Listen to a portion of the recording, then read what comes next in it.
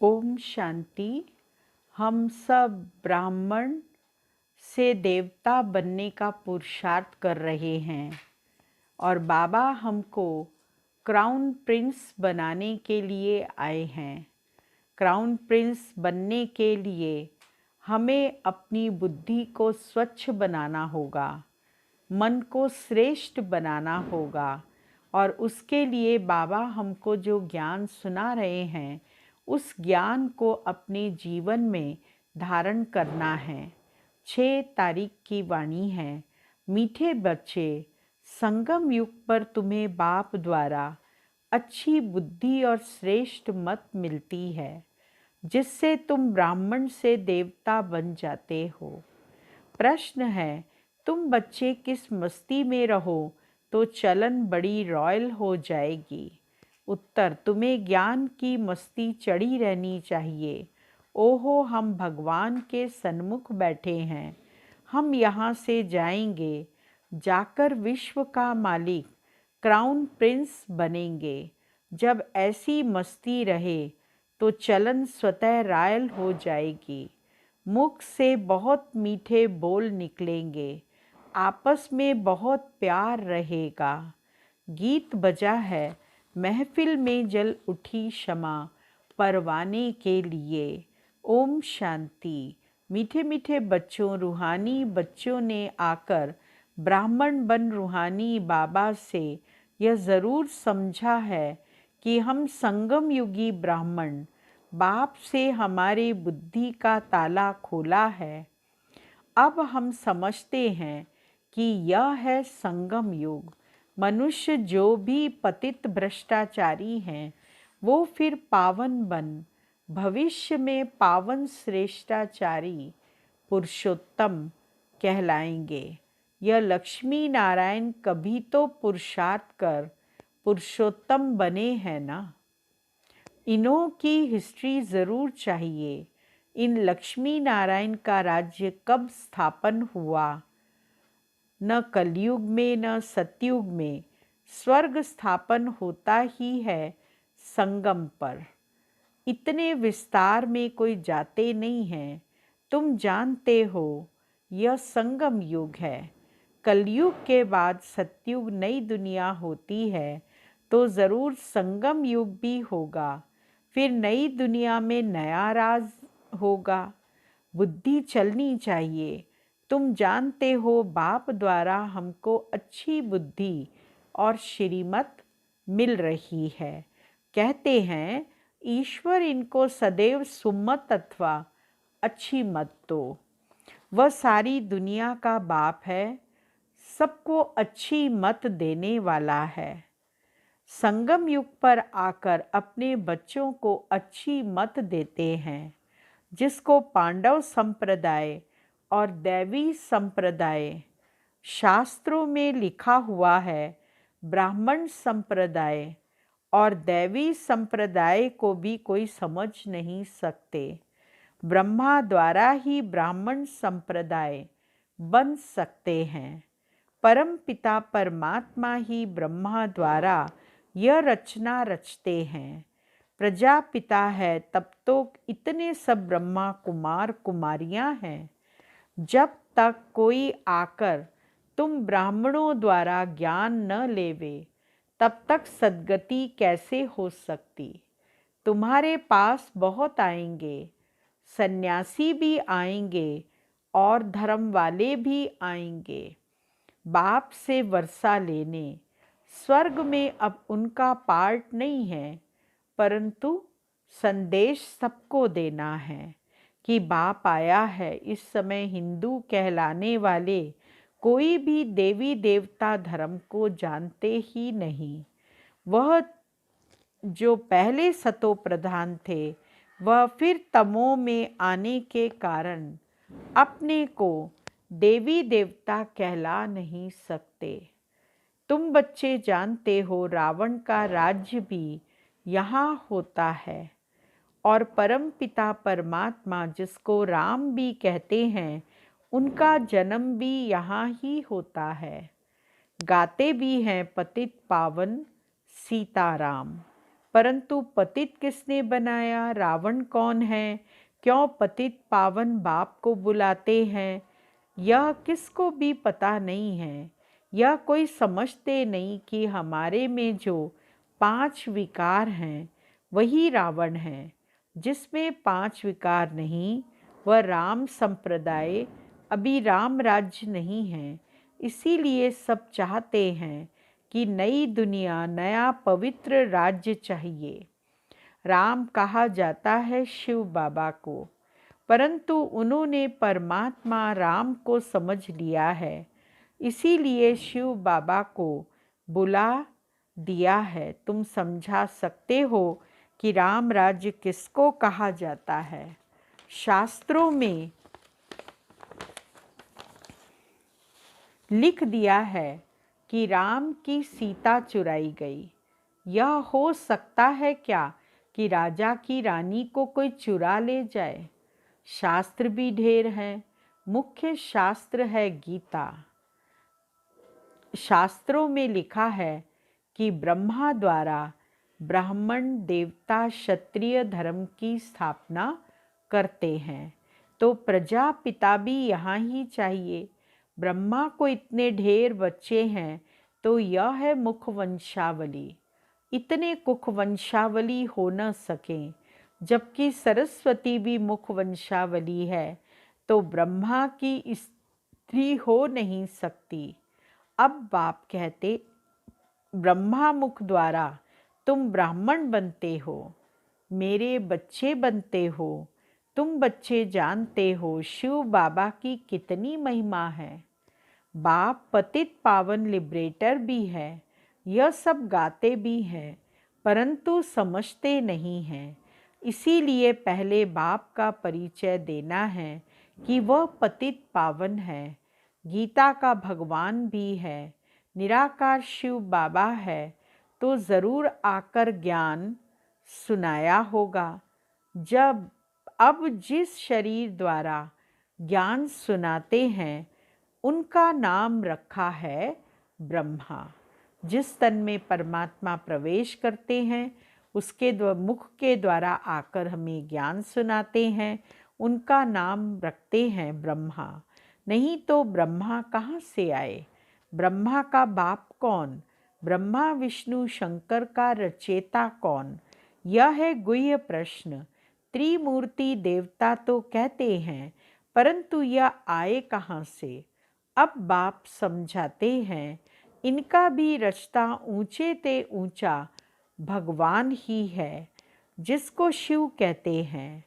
यह 3 देवताएं लाइट के हैं, इनमें हड्डी मांस नहीं है, परंतु मोटी बुद्धि समझ नहीं सकते। इस पर समझाना है, ऊंचे ते ऊंचा भगवान है, वह ब्रह्मा द्वारा स्वर्ग का वर्षा देते हैं। गाते भी हैं, मनुष्य से देवता किए करत न लागे वार। फिर दिखाते हैं, विष्णु की नाभि से ब्रह्मा निकला। कभी नाभि से भी बच्चा होता है क्या।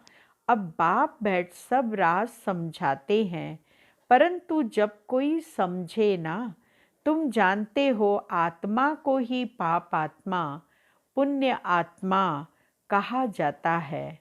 ऐसे नहीं कि पवित्र आत्मा सो परमात्मा है। परमात्मा बाप तो सदा पावन है। तमो प्रधान को पतित कहा जाता है। सतयुग में जब सुख था तो दुख का नाम भी नहीं था। मनुष्य तो कह देते हैं स्वर्ग अभी ही है, कुछ भी समझते नहीं, परंतु अंत में आकर बाप से वर्षा लेंगे। तुम बच्चे ही जानते हो कि हम अपनी राजधानी स्थापन कर रहे हैं। विश्व का मालिक और कोई बन न सके। विश्व पर राज्य सतयुग में होता है, कलयुग में सारी विश्व पर राज्य कर न सके। यह भी किसको पता नहीं है। गीता में भी है कि महाभारी लड़ाई लगी थी, तभी सब धर्म विनाश हो गए। जैसे बांस का जंगल होता है, वह जब सूख जाता है तो आपस में टकराने पर आग लग जाती है और सारा जंगल जल जाता है। यह मनुष्य सृष्टि झाड़ भी जड़ जड़ीभूत हो गया है। इनको भी अब आग लगने वाली है। एक दो में लड़कर खत्म हो जाएंगे। आग का सामान बनाते ही रहते हैं। अब एटॉमिक बॉम्ब्स द्वारा आग लगनी है। यह राज वह नहीं जानते। अब कलयुग नरक बदल स्वर्ग होने वाला है। इस ज्ञान में मस्ती बहुत चाहिए। अपने को देखना है कि हम उस मस्ती व नशे में रहते हैं। हम परम पिता की संतान हैं। उनसे स्वर्ग का वर्षा पा रहे हैं। आपस में बात करने की रॉयल्टी चाहिए। यहाँ से सब कुछ सीखना है, बाद में वही संस्कार ले जाएंगे। अति मीठा बनना है, बड़ा नशा रहना चाहिए। शिव बाबा के हम बच्चे हैं, देवता पद पाने वाले हैं, तो एक दो में कितना प्यार से बोलना चाहिए। परंतु बच्चों के मुख से अर्जुन फूल निकलते नहीं। तुम कितने उच्च हो, तुमको यह याद रहे कि हम शिव बाबा की संतान हैं। फिर सतयुग में महाराजा बनेंगे। गोया हम विश्व के क्राउन प्रिंस बनेंगे। तुम बच्चों को आंतरिक खुशी होनी चाहिए कि हम परमात्मा के सन्मुख बैठे हैं, जिससे स्वर्ग का वर्षा मिलता है। उनकी श्रीमत पर चलना है। तुम जानते हो हमारी राजधानी स्थापन हो रही है। राजधानी में सब चाहिए, परंतु तुम बच्चों के मुख से सदैव रत्न निकलने चाहिए। बाबा रूप भी है तो बसंत भी है। कहानियाँ सब अभी की हैं। बाप है ज्ञान का सागर, वह ज्ञान की वर्षा करते हैं। बाकी वह इंद्र देवता बरसात बरसाते हैं। ऐसी बात है नहीं। यह बादल नेचुरल बनते हैं, बरसात करते हैं। सतयुग में यह 5 तत्व भी तुम्हारे गुलाम बन जाते हैं और यहाँ मनुष्य सबके गुलाम बन पड़े हैं। यहाँ हर बात में मेहनत करनी पड़ती है। वहाँ सब बात स्वतः हो जाती है। तो बच्चों को बाबा की याद सदा रहनी चाहिए। इससे खुशी का पारा सदा चढ़ा रहेगा। वो लोग भी मंथन करते हैं, साइंस वाले भी मंथन करते हैं। तुम बच्चों को वाणी का मंथन करना है। वाणी का प्रवाह कभी कभी बहुत अच्छा रहता है, कभी कम। इनको कहा जाता है मंथन करना। बच्चे बाप की अवस्था को देख रहे हैं और बाबा अपना अनुभव सुनाते हैं, तो कब बहुत उछल का प्रवाह रहता है, कभी कम। कभी बहुत अच्छी पॉइंट्स निकलती हैं। बाबा भी मददगार बन जाते हैं। यह तुम भी फील करते हो। बाबा तो कभी मुरली हाथ में नहीं उठाते हैं। बच्चे मैगजीन लिखते हैं तो बाबा कभी कभी देखते हैं कि बच्चे कभी गफलत तो नहीं करते हैं। मैगजीन में भी अच्छी अच्छी मुरली की पॉइंट्स आती है और सब तरफ जाती रहती है। कोई की तरफ मुरली नहीं जाती है तो बाबा कहते हैं रचता और रचना का ज्ञान 7 रोज में समझ लिया है ना, बाकी क्या चाहिए। बाकी 5 विकारों को भस्म करने का पुरुषार्थ करना है। और तो कोई तकलीफ है नहीं। तुम बच्चे कोई के भी सत्संग में जा सकते हो। सेवा करने का भी उमंग आना चाहिए। जब सब धर्म वाले इकट्ठे होते हैं तो समझाना चाहिए कि हम हर एक का धर्म अलग अलग है। बाबा कहते समझाना चाहिए कि हर एक व्यक्ति का धर्म अलग अलग है। भाई भाई कहते हैं परंतु मिलकर एक नहीं हो सकते। यह सिर्फ कहने की बात है। बाबा कहते हैं मैं आकर ब्राह्मण बनाए, फिर देवी देवता धर्म स्थापन करता हूँ। हाँ, दूसरा कोई धर्म रहता नहीं है। यह वही महाभारत लड़ाई है। गीता में भी इसका वर्णन किया हुआ है। यह एक ही पढ़ाई है, पढ़ाने वाला भी एक ही है। ज्ञान जब पूरा होगा तो बाबा कहते हैं मैं भी चला जाऊंगा। मुझे कलयुग के अंत में ज्ञान सुनाना है। मुझे कल्प कल्प आना है। 1 सेकंड भी कम जास्ती नहीं होगा। जब ज्ञान पूरा हो फिर कर्मातीत अवस्था में चले जाएंगे तो विनाश भी हो जाएगा। दिन प्रतिदिन तुम्हारी सर्विस बढ़ती जाएगी। यहाँ तो न किसी में पवित्रता है न दैवी गुणों की धारणा है। वहाँ पवित्रता का अंतर देखो कितना है। तुम अभी संगम पर बैठे हो। यही पुरुषोत्तम युग है। अभी तुम पुरुषोत्तम बन रहे हो, परंतु वह जलवा, वह चलन भी चाहिए। कभी मुख से पत्थर नहीं निकालने चाहिए, रत्न ही मुख से निकलने चाहिए। अभी तुम देवता समान गुलगुल बन रहे हो। गॉड आकर गॉड गॉडेस बनाते हैं। देवताओं को ही भगवान भगवती कहते हैं, परंतु ऐसा बनाते कौन है यह कोई नहीं जानते। तुम्हारी बुद्धि में पूरे रचता और रचना की नॉलेज है। फिर औरों को आप समान बनाने की जवाबदारी है। बहुत आते रहेंगे। सुदर्शन चक्रधारी ब्राह्मण ही बनते हैं। माया के तूफान भी बच्चों को ही आते हैं। कहाँ तूफान आने से हड्डी हड्डी टूट जाती है। चलते चलते कोई डिससर्विस भी करते हैं। बाबा कहते हैं कोई भी छीछी काम नहीं करो। तुम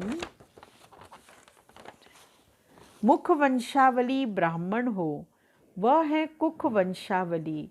कितना फर्क है। वह जिस्मानी यात्रा पर ले जाते हैं, तुम्हारी है रूहानी यात्रा। तुम बेहद के बाप से वर्षा ले रहे हो। यह भी किसमें अकल नहीं है जो समझे कि वह भी ब्राह्मण, हम भी ब्राह्मण।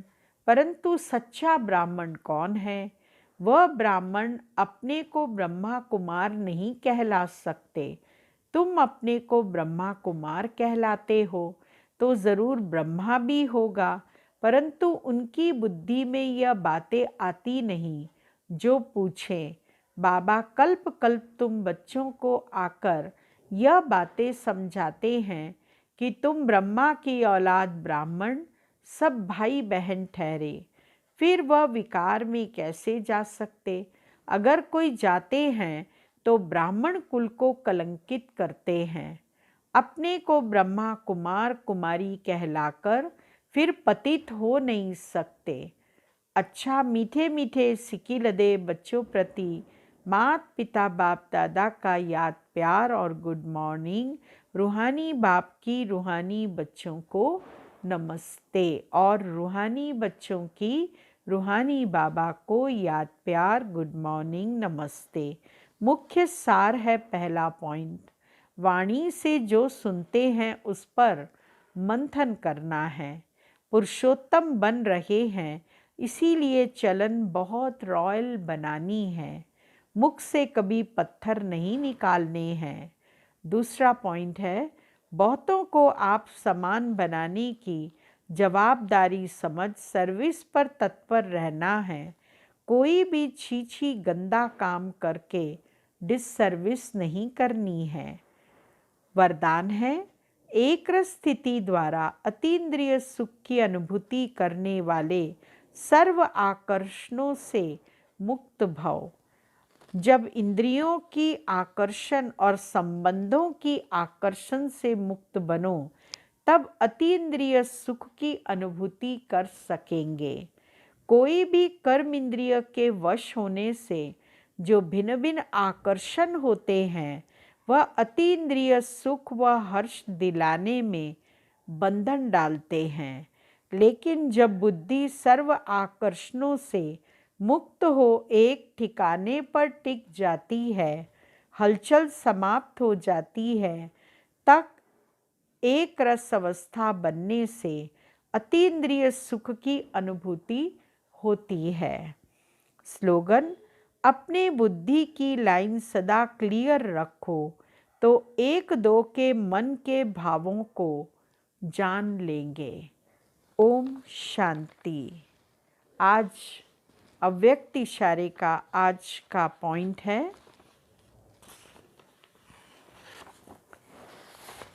इस देह की दुनिया में कुछ भी होता रहे, लेकिन फरिश्ता ऊपर से साक्षी हो, सब पार्ट देखते सकाश देता रहे। आप सब बेहद विश्व कल्याण के प्रति निमित्त हो तो साक्षी हो, सब खेल देखते सकाश अर्थात सहयोग देने की सेवा करो। सीट से उतरकर सकाश नहीं देना, ऊंची स्टेज पर स्थित होकर देना तो किसी भी प्रकार के वातावरण का सेक नहीं आएगा।